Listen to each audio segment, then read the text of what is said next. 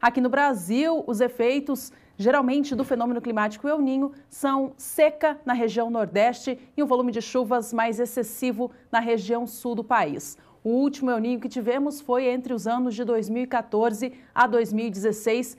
Dados dão conta de que foi o segundo mais forte da história. Para falar sobre os efeitos de um possível novo El Niño no Brasil em 2018, já estou aqui com João Pedro Cuti Dias, analista de agronegócios do SBA. João, bom dia para você. Bom dia, Juliana. Como você falou, né, a questão do El Niño ele impacta não só no Brasil, impacta em todo o mundo, né? Você vai ter problemas na Ásia em termos de as chuvas e monções, você vai ter problemas na safra americana também, ou seja, impacta em todos eles. No Brasil, especialmente no Brasil, você vai ter chuvas mais intensas no sul do Brasil, isso aconteceu, lembrou bem, em 2014, 2015, e você vai ter normalmente há uma diminuição de chuvas no Nordeste. O Nordeste estava começando a se recuperar esse ano, começando a recuperar os reservatórios e agora, se houver o El Niño, realmente vai dar novamente o impacto. A grande preocupação do produtor brasileiro é que essa chuva, às vezes, com esse momento que nós estamos vivendo no mundo, né, que alguém fala que não é mudança climática, é normal, mas o aquecimento, a temperatura média que é aquecendo, mais a umidade que vai ser gerada pelo aquecimento das águas do Pacífico, isso provoca uma amplitude nos fenômenos climáticos, ou seja, as chuvas muito intensas. Se chover 40, 50 milímetros em uma hora, 2 horas, você não tem condição de drenagem para essa água toda. Então, os problemas acontecem de forma muito séria. E também você vê o seguinte, aumenta a chuva no centro-oeste e no período de verão. Nós temos um modelo de produção no Brasil que você planta a soja tão logo haja condições após o vazio sanitário, em 15 de setembro para frente. Se houver condições de umidade no solo e chovendo, vai se plantar. E essa soja vai estar pronta para colher quando? Vai estar pronta para colher na primeira quinzena de janeiro. Ou seja, aí você vai ter que agilizar o processo de colheita, você vai ter que ter mais equipamentos, você vai ter que ter secadores, porque nem sempre você vai conseguir colher essa soja num ponto de umidade razoável. Você vai ser obrigado a passar em secadores. E, simultaneamente a isso, você tem o processo de plantio da segunda safra, ou seja, de milho. Então, o que acontece? Você passa num período, o produtor vai ter que estar muito bem preparado, tem que estar com o seu time pronto e com equipamentos revisados. Não pode haver qualquer problema nesse período, porque você tem uma colheita para ser feita e um plantio também que vai começar a ser feito. Então, quando você tem esses processos, quando a chuva é normal, você tem uma certa história. Olha, acontece isso, dá uma maneirada aqui e tal. Quando acontece esses fenômenos climáticos, você amplifica os problemas climáticos, então o produtor tem que ter cuidado. Para o Brasil, e não só apenas para a agricultura, mas vamos do ponto de vista da energia, nós dependemos muito da energia hidroelétrica. 70% das usinas do Brasil estão na região sudeste e centro-oeste. Ou seja, se chover bem nessa região, há uma chance de você recuperar o nível dos reservatórios. Hoje, nós estamos pagando a tarifa vermelha, ou seja, por quê? Porque os reservatórios estão baixos e o que acontece? Você aumenta o preço da energia elétrica. Então, também nesse aspecto é importante o El Niño. Se houver um período bom de chuvas, ou haver uma recuperação dos reservatórios. Tem o seu lado positivo, né? João, visto a expectativa, então, de um novo El Niño acontecer em 2018, não tão intenso quanto foi na safra 14 e 15, como a gente comentava há pouco, mas como que o produtor pode se precaver desse fenômeno atrapalhar a sua produção? Que ferramentas ele pode fazer uso para garantir que ele tenha bons resultados no campo e depois consiga lucrar com a sua atividade? Olha, ele tem que sempre prevenir, né? Ele tem que partir do princípio seguinte, olha, eu vou ter um período difícil de colheita, eu tenho que ter máquinas, tenho que ter secador, eu tenho que ter condições disso aí. Ele não pode chegar na hora, agora onde que eu vou secar, onde que eu vou levar, não. Ele tem que estar bem organizado em relação a isso aí. As máquinas têm que estar revisadas, ele não pode correr o risco de começar a colher, ter que parar porque quebrou máquina ou por algum problema qualquer, porque a janela de colheita vai ser estreita, você vai ter dificuldade, não vai ter tantas horas de sol, alguns períodos sem chuva para poder colher. Normalmente você tem mais chuva com maior frequência e maior quantidade quando tem um El Niño. Então, especialmente na região agrícola do Brasil, sul e centro-oeste. Então, tem que ter um cuidado em cima disso aí. Agora, o produtor, as ferramentas na mão dele não são muitas. Ele tem que estar...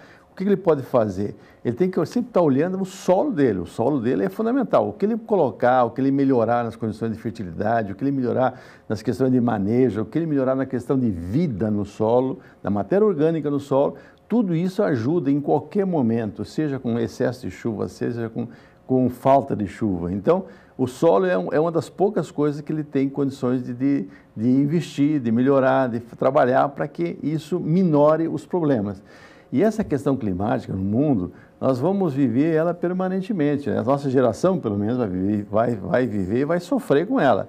Ontem, essa semana, poucos dias atrás, saiu uma matéria mostrando que, com toda essa confusão, com toda essa questão de preocupação de gases de efeito estufa e tal, nós jogamos na atmosfera, o ano passado, 32 bilhões de toneladas de CO2, equivalente ao gás carbônico.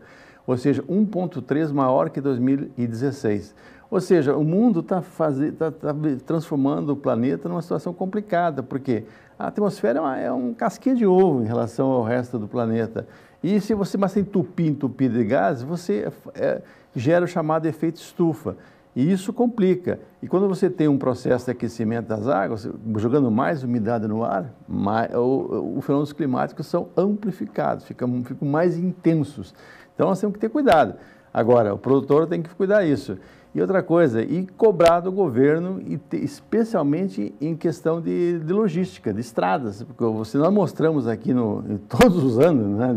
Não é agora, não, todos os anos mostramos. Mato Grosso, por exemplo, perde produto, atrasa, fermenta produto dentro dos caminhões porque estão atolados, não consegue sair. Então, nesses momentos, o El Niño tem que tomar mais cuidado. João, a gente está vendo imagens aí de soja alagada, né? Uma situação que foi vista no ano de 2015 aqui no Brasil. Soja lá sofreu com altíssima umidade na região sul do país. O grão ficou ardido, prejudicou demais a produção. A gente considerando a possibilidade de um novo El Niño vindo aí, como que o produtor pode, no caso de milho, por exemplo, né? A gente pensando na segunda safra, por exemplo, o produtor vale a pena ele considerar uma outra cultura que seja mais resistente ao clima para garantir que ele não tenha perdas muito grandes na produção, como a substituição do milho por sorgo, por exemplo? Vale a pena pensar nisso?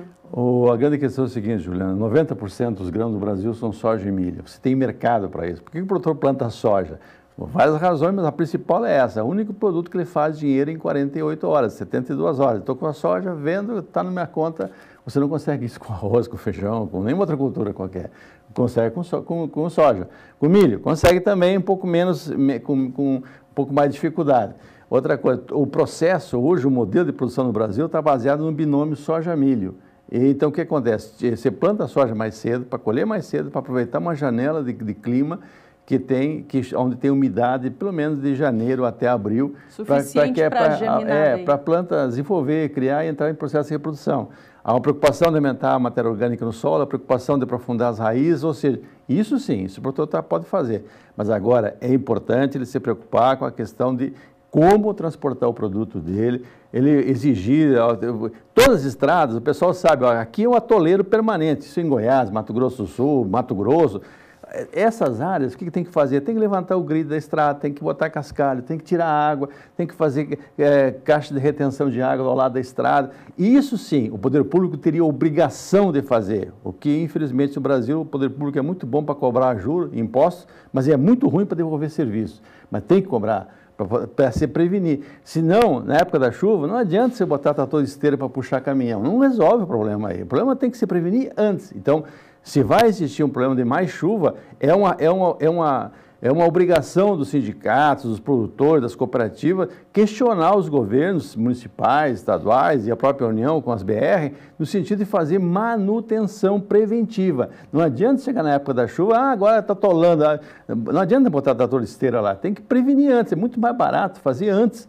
Tirar a água da estrada, levantar o grid, porque são pontos, todos os anos, nos mesmos locais que acontece esse problema. Então tem que tomar cuidado e fazer isso. Brigue com seus seus políticos aí na sua região para que você previna, porque depois, quando chegar a chuva, aí não adianta chorar sobre leite derramado. Esse é o ano que a gente tem para isso, né? Ano de eleição. Todos os anos, mas esse ano é um pouco mais complicado, tem que cuidar mais ainda, né? João, só para a gente finalizar, como que uma produção menor de soja no Brasil pode afetar o comércio mundial do grão aqui para o nosso país?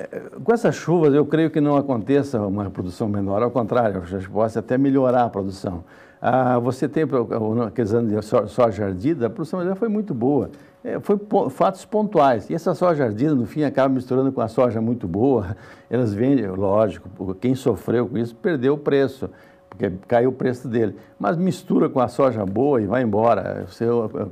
Não houve nenhum problema de ficar soja retida aí. Soja é um grão fantástico, ele tem uma capacidade, uma resiliência muito boa. Tem que ter mais cuidado, tem que fazer... Lógico, tem que prevenir. Naquela época, o pessoal fez drenagem em coxilha, nas partes altas drenaram. Eu lembro, passei por Maracaju na época, os caras estavam drenando para poder entrar com as máquinas para colher. João, sempre muito bom ouvir suas histórias e contar com a sua experiência aqui. Muito obrigada mais uma vez. Bom trabalho, Juliana. Obrigada.